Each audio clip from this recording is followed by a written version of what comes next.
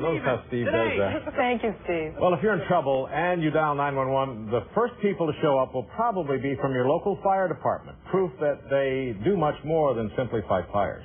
With the help of Newswatch 8's Lance Williams and photographer Eugene Perry, your 24-hour news station goes round the clock with the men and women at Tampa's Firehouse 4. Here's part 2 of our special assignment series, Taking the Heat.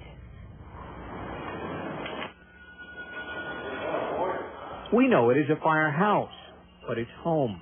The people who call it that spend their days and nights here, 24 hours at a time.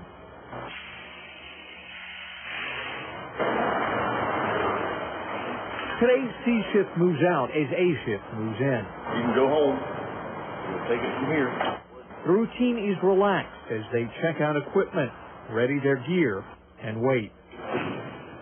Diabetic 1735 17th Avenue. There are 9 guys on duty today, every one of them expecting the unexpected. You just never know what you're going to find till you get there. Until they get there are chores. Kevin mops the floors, Alan calculates meal costs, and Captain Roney counts up the calls for the last 2 days. 1911 Lindale, small fire and vacant house, handle ambulance again. And then the red phone rings. And another routine begins.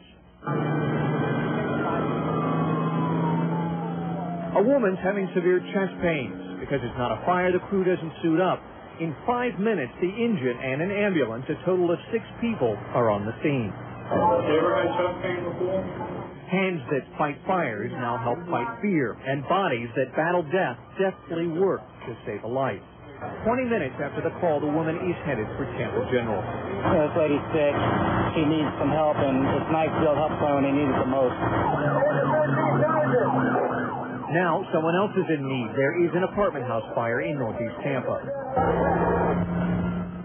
In the cramped engine cab, Charles and Alan scramble into the heavy protective pants and coats, and the air tanks and masks. I don't think it's a gamble. I think it's more of a self-satisfaction that I'm doing something worthwhile.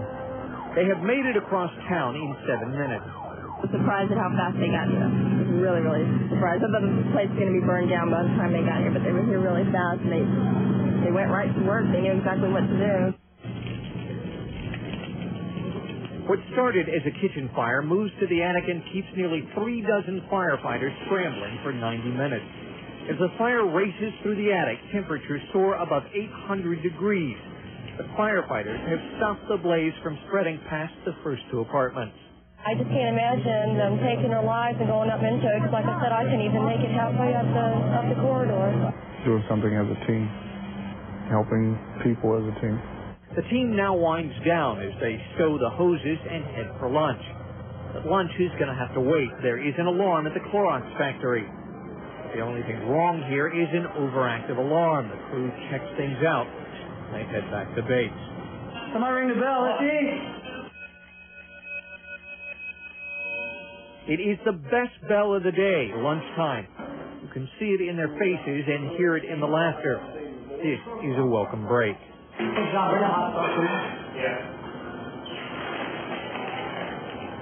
The afternoon is a jumble of paperwork and exercise. Sounds like it's actually working up there. There are 2 runs on false alarms, and day becomes night. There is a baby with heart problems and a minor attic fire. Gas is leaking from a building downtown, and firefighters talk about the life they've chosen. There's times we go to stuff that's not too enjoyable, and there's times we go to stuff that scares the hell out of you. But each time it's different. Once I get to a fire, everything is done within minutes. You can put the fire out and save a life within minutes, or you may lose a life, or you may lose a construction building within minutes. It's just got its ups and downs, but through it all, I enjoy it. I get a lot of fun out of it. It was fun when I've done it, but it is dangerous, and you can get hurt, and overall it will shorten your lifespan. And that's true. It is the most dangerous job in America. Person for person, more firefighters die in the line of duty than in any other profession. But in spite of the statistics, when that red phone rings, that red truck moves. When they need us, we'll be there. In Tampa, Lance Williams, Newswatch 8. Tomorrow night, Lance continues this fascinating series by taking us to the training grounds where the fire warriors learn their craft. And as we told you earlier, some Bay Area military families can finally get on with their lives tonight. Now that their loved ones are home from the